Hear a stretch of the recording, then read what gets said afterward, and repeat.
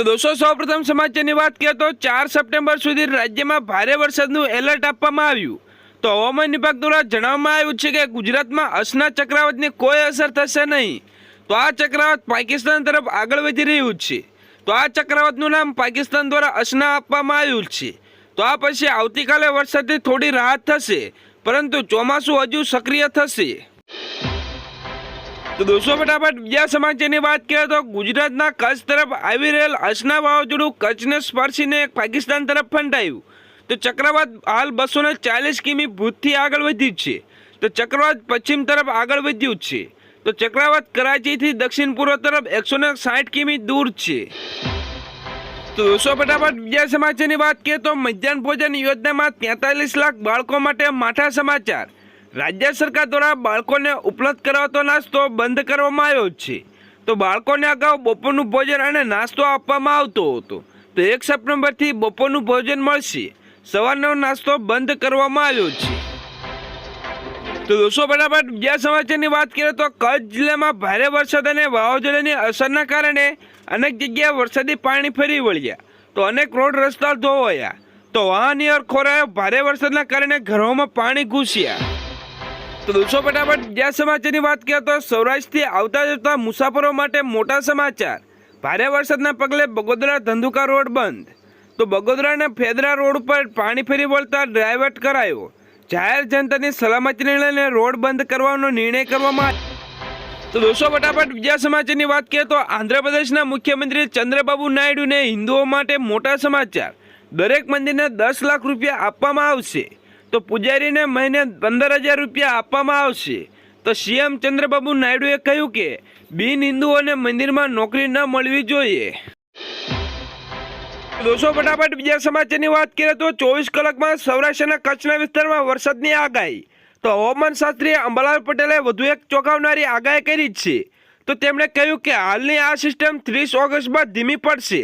તો બંગાળ ઉપસાગરમાં એક નવી સિસ્ટમ નિર્માણ પામી રહી છે, જેના કારણે 2 સપ્ટેમ્બરથી 10 સપ્ટેમ્બર સુધી રાજ્યના વિવિધ વિસ્તારમાં વરસાદનું જોર રહેશે।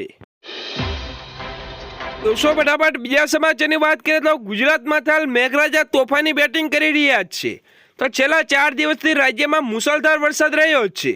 તો મધ્ય ગુજરાતથી લઈને સૌરાષ્ટ્રમાં કચ્છમાં ધોધમાર વરસાદ રહ્યો છે। તો દોસ્તો ફટાફટ બીજા સમાચારની વાત કરીએ તો 1 થી 4 સપ્ટેમ્બર દરમિયાન નાગાલેન્ડ, મણિપુર, મિઝોરમ, ત્રિપુરામાં આગામી 7 દિવસ સુધી ભારે વરસાદનું રેડ એલર્ટ। તો અરુણાચલ પ્રદેશમાં 2 થી 4 સપ્ટેમ્બર અને ઓડિશામાં 1 સપ્ટેમ્બરથી ભારે વરસાદ ચાલુ થશે। દોસ્તો ફટાફટ બીજા સમાચારની વાત કરીએ તો હવામાન વિભાગે સૌરાષ્ટ્રના વિવિધ ભાગોમાં આગામી 24 થી 36 કલાક દરમિયાન વરસાદની આગાહી કરી છે। જોકે પરેશ ગોસ્વામીએ જણાવ્યું કે વરસાદની તીવ્રતા ધીમી પડશે, પરંતુ પવનની ગતિ વધશે।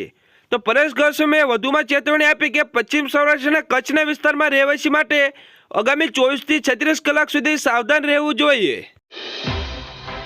તો દોસ્તો ફટાફટ બીજા સમાચારની વાત કરીએ તો ગુજરાત રાજ્યમાં વાવાઝોડાનો ખતરો છે, જેમાં રાજ્ય પરની ડિપ્રેશન સિસ્ટમ સાયક્લોન બનશે। તેમાં સૌરાષ્ટ્ર અને કચ્છ તરફ સર્જાય તેવું સિસ્ટમ વાવાઝોડું બનશે। તો રાજ્યના દરિયાકાંઠે વાવાઝોડું સર્જાશે। તેમાં આગામી 24 કલાક વાવાઝોડું સર્જાશે। તો જમીન પરથી દરિયામાં આવીને સિસ્ટમ સાયક્લોન બનશે। તો વાવાઝોડાના કારણે રાજ્યમાં અત્યંત ભારે વરસાદની આગાહી કરવામાં આવી છે।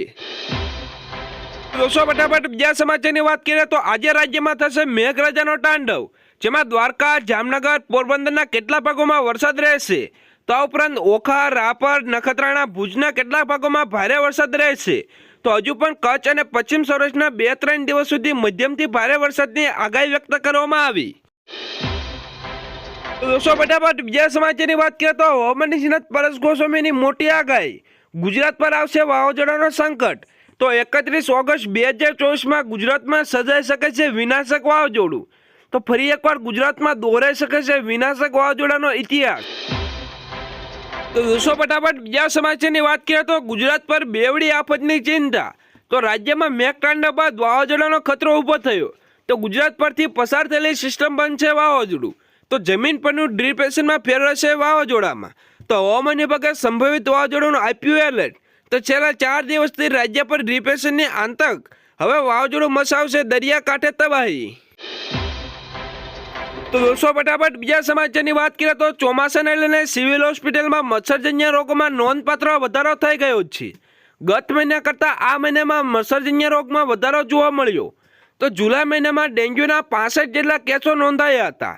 તો ચાલુ મહિને 200થી વધુ કેસો જોવા મળ્યા. તો મેલેરિયામાં ગત મહિને 39 જેટલા કેસો જોવા મળ્યા, જ્યારે ચાલુ મહિનામાં 112થી વધુ કેસો જોવા મળ્યા. જ્યારે ચિકનગુન્યામાં ગત મહિનામાં 2 કેસ જોવા મળ્યા હતા. તો ચાલુ મહિને 34 જેટલા કેસો જોવા મળ્યા છે. દોસ્તો ફટાફટ બીજા સમાચારની વાત કરીએ તો કૃષિ પ્રધાન રાઘવજી પટેલની મોટી જાહેરાત. ગુજરાતમાં છેલ્લા 3 દિવસથી વરસાદની વ્યાપક અસરના કારણે ખેડૂતોને મોટા પ્રમાણમાં નુકસાન થયું છે. તો કૃષિ મંત્રી રાઘવજી પટેલે જણાવ્યું કે હાલ વરસાદની સ્થિતિ યથાવત છે. તો વરસાદ રોકાઈ જાય તે બાદ ખેતી ક્ષેત્રે થયેલા નુકસાનનો સર્વે કરવામાં આવશે. તો સર્વેના આધારે નુકસાન મુજબ ખેડૂતોને અથાગ વળતર આપવામાં આવશે. દોસ્તો ફટાફટ બીજા સમાચારની વાત કરીએ તો સોના અને ચાંદીના ભાવમાં જોરદાર ઉછાળો. તો સોનાની કિંમત 29 ઓગસ્ટ ગુરુવારે થયું છે મોંઘું. તો સોનાના ભાવમાં વધારો થયો છે અને લગભગ 300 રૂપિયાનો વધારો જોવા મળ્યો છે. તો દેશના મોટાભાગના શહેરોમાં 24 કેરેટ 10 ગ્રામ સોનાની કિંમત 73,400 રૂપિયાની આસપાસ છે, જ્યારે દેશના લગભગ તમામ શહેરોમાં 22 કેરેટ સોનાના ભાવ 67,000 રૂપિયાની આસપાસ જોવા મળ્યા છે. તો દોસ્તો ફટાફટ બીજા સમાચારની વાત કરીએ તો સૌરાષ્ટ્રના કચ્છના જિલ્લામાં હજુ પણ રિપેશન તરાજી સર્જી શકે છે. મહત્વનું છે કે રાજ્યમાં પશ્ચિમ છેડે આવેલું દેવભૂમિ દ્વારકામાં સતત 2 દિવસથી સૌથી વધુ વરસાદ જોવા મળ્યો છે, કારણ કે ડિપ્રેશન કચ્છ પર સક્રિય થયું છે. તો આજે વહેલી સવારથી 3 કિલોમીટર પ્રતિ કલાકે ઝડપથી કચ્છ પર સક્રિય થયું હતું, જેના કારણે કચ્છ અને સૌરાષ્ટ્ર જિલ્લામાં અત્યંત ભારે વરસાદ રહ્યો છે. તો આજે હવામાન વિભાગ દ્વારા રેડ એલર્ટ જારી કરવામાં આવ્યું છે.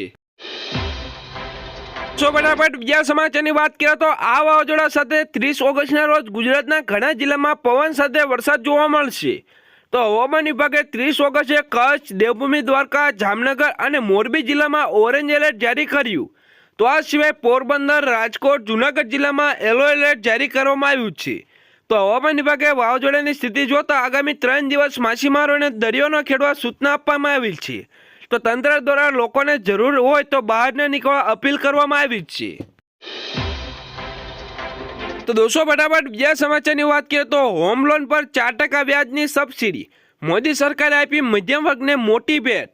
તો નરેન્દ્ર મોદી સરકારે ત્રીજા કાર્યકાળના પ્રથમ સામાન્ય બજેટમાં પ્રધાનમંત્રી આવાસ અને શહેરી લઈને મહત્વપૂર્ણ જાહેરાત કરી હતી. તો 23 જુલાઈના રોજ બજેટ રજૂ કરતી વખતે નાણામંત્રી નિર્મલા સીતારમણે કહ્યું કે શહેરી અને ગરીબથી મધ્યમ વર્ગને 1 કરોડ ઘરો બાંધવામાં આવશે. તો ફટાફટ બીજા સમાચારની વાત કરીએ તો 15 તારીખ સુધી વિવિધ ભાગોમાં વરસાદ થશે. તો ભાદરવી પૂનમ સુધી વરસાદી ઝાપટા પડવાની શક્યતા રહેશે. તો 23 સપ્ટેમ્બર પછી વરસાદી ઝાપટા પડવાની શક્યતા રહેશે. તો હવામાન ખાતા પ્રમાણે સપ્ટેમ્બરના અંતમાં ચોમાસુની વિદાય થઈ શકે છે, પરંતુ હકીકતમાં આ ચોમાસું ઓક્ટોબરના પ્રથમ સપ્તાહમાં વિદાય લે તેવી શક્યતા જોવા મળી છે. એટલે કે સપ્ટેમ્બરમાં પણ વરસાદ રહેશે મજબૂત. તો દોસ્તો ફટાફટ બીજા સમાચારની વાત કરીએ તો છેલ્લા 4 દિવસથી ગુજરાતને ગમરોળતા વરસાદનું જોર હવે ધીમું પડી ગયું છે. તો આજે કચ્છ અને દ્વારકા જિલ્લા બાદ કરતા મોટાભાગના જિલ્લામાં એકંદરે 2 થી 3 ઇંચ જેટલો વરસાદ જોવા મળ્યો. જોકે સતત પડી રહેલા વરસાદના કારણે અનેક ઠેકાણે પૂરની સ્થિતિ જોવા મળી. તો એવામાં હવામાન નિષ્ણાત અંબાલાલ પટેલે ખેડૂતોને લઈને ચિંતા વ્યક્ત કરી.